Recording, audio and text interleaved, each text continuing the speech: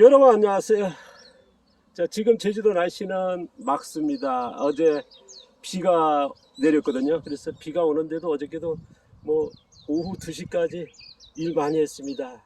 뭐 비가 더 오니까 이제 멈췄는데요. 오늘도 아침 일찍 나와서 지금 씨앗 갈무리 하고 있습니다.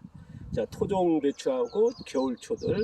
그 다음에 이제 내일부터는 뭐 어저께도 수확했습니다만 토종 보리콩, 그 다음에 저쪽에 있는 토종갓 이제 수확하려고 이렇게 통들 준비하고 있습니다. 이 통 준비한 거는요, 뭐 전체 말려가지고 뭐 하도 되겠습니다. 이 통에다가 이제 말리다가 이제 비가 온다다가 뭐 하면 이제 덮기 좋거든요. 그래서 관력이 좋아서 저는 이제 통을 활용하고 있습니다. 어저께는 이제 비가 오니까 펼쳐가지고 빗물 받았고요. 모종이나 심을 때 밭에 물이 필요하지 않습니까? 그래서 빗물로 해가지고 이거 평상시에 이렇게 물 받습니다만은, 자, 내일부터 이제 토종 씨앗 받으려고 이렇게 준비하고 있습니다. 제가 이제 전편에 그런 얘기 했습니다. 지금 농작물이 영양이 감소했다. 어떤 농작물 같은 경우는 8, 90%가 영양이 감소했다. 그건 얘기는 뭐냐 그러면 영양 감소한 작물에서 씨앗을 채종했다. 그랬을 때에 이게 좋은 씨앗이라 하긴 힘들거든요.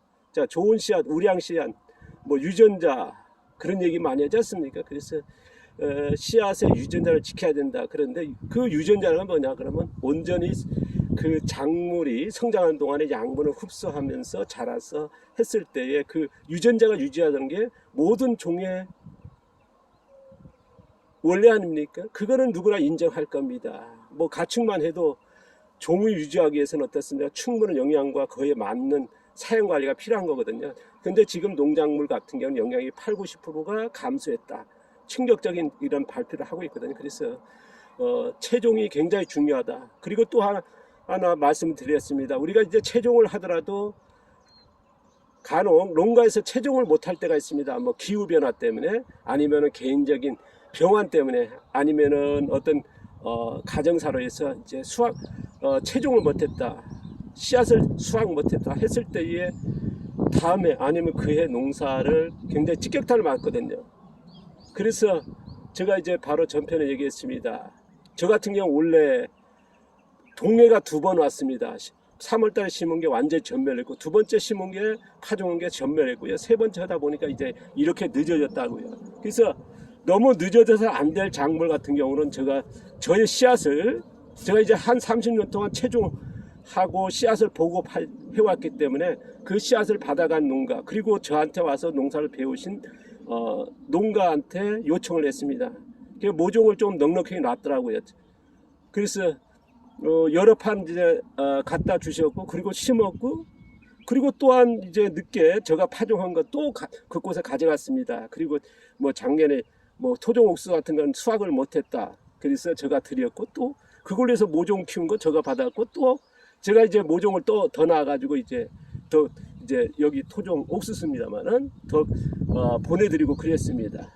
자, 이런 것들이 뭡니까? 이제 어느 지역이다 누구나 감사했거든요. 그렇다면 어떻습니까? 우리가 토종의 유전자, 우량 유전자를 유지할 수 있는 분들과 체종에 하는 지역에서 네트워크, 공동체를 만들 필요가 있거든요. 그런데 같은 레벨의 농사를 짓는, 그런 영양을 담아낸 농사를 짓는 그런 체종하는 농부를 만나기란 쉽지는 않을 겁니다. 가령 이제 난 자연농 한다 그러면 자연농의 레벨로 해서 그러면 다 할 거냐, 아니면 유기농 한다 그럼 모르겠습니다. 자연농하고 유기농 했을 때는 유기농 농가가 이득이 될 수도 있을 겁니다. 어쨌든 뭐냐 그러면 이제 거의 보편적입니다만은, 유기농이나 우리가 화학농이나 친환경 같은 경우 이제 촉성재배를 했으니까 화학비나 발효탭이 나와서 키우다 보니까 이제 영양 결핍에 노출이 되어 있거든요.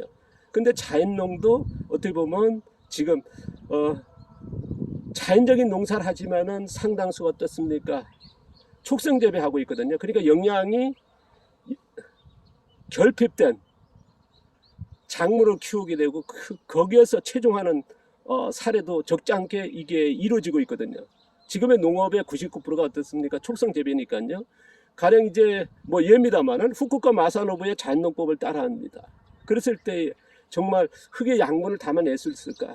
이제 후쿠오카 마사노부의 자연농법 같은 경우는 두 가지 아닙니까? 그냥 발효탭에 넣어가지고 그 중에서도 제일 지수 성분이 많은 궤분을 많이 쓰거든요. 후쿠오카 마사는 궤분을 썼습니다. 그러니까 촉성재배거든요. 그러니까 흙의 양분을 담아냈다? 보기 힘들고요. 또 하나 방법은 뭐냐 그러면 방치형입니다. 그러니까 수확은 못했고요. 그리고 최근에 보면 자연농법 하는 후쿠오카 마사노부의 자연농법을 따라하는 중에서 보면 뭐 자연의 숲 같은 농사를 해야 된다 그래서 뭐 부엽토 그럼 그게 발효시켜 가지고 하거든요. 그러면 촉성재배 돼버립니다. 그럼 후쿠오카 마사의 자연농법 같은 자연농이니까 같은 연대 한다는 거는 쉽지는 않거든요. 왜냐하면 결정이 필요한 거거든요. 왜냐 그러면 뭡니까 흙의 양분을 담아낸 농업이 라고 하기는 뭔가 많이 부족하거든요. 자연농도 마찬가지로 가구제 자연농 역시 어떻습니까? 쌀기 같은 뿌려서 거의 촉성재배 근접해 있지 않습니까? 그런도 마찬가지로 기무라의 자연재배합니다. 그러면 기무라의 자연재배는 어떤 거 바깥에도 하지만 농약도 씁니다. 친환경 농약 쓰지요. 그 다음에 퇴비도 쓰거든요. 전형적인 촉성재배 하고 있거든요. 그렇다면 어떻습니까? 자연농법 한다, 자연농을 가구제 자연농 한다, 아니면은 기무라식의 자연재배를 한다 했을 때 같은 자연농이니까 같은 씨앗의 체종에 연대해도 되는 레벨로 보기는 어렵다는 거거든요. 그래서 제가 이제 뭐 그냥 참고상 그렇지 않은 분도 있습니다. 있지만은 상당수의 그런 지금 알려진 세 번의 농사 방법도 그런 촉성재배와 그렇게 노출돼 있다. 그렇게 본다면 지역에서 아마 같은 레벨의 씨앗을 채종하는 분들은 쉽지는 않을 겁니다. 하지만은 농사를 가지고 씨앗의 가치는 뭐냐, 우량 유전자는 어쨌든 흙의 양분을 담아야 되니까요. 그래서 그런 분들을 찾아가는, 아니면은 장기적으로 이제 그런 걸 생각하시면서 이게 만들어갈 필요가 있다 하는 게 저의 생각입니다. 뭐 각자 의견이 다를 겁니다만은 이왕에 뭐 지역의 씨앗 네트워크가 뭐 씨앗 도서관이라는 네트워크가 각종 있을 거예요. 그건 별개고요.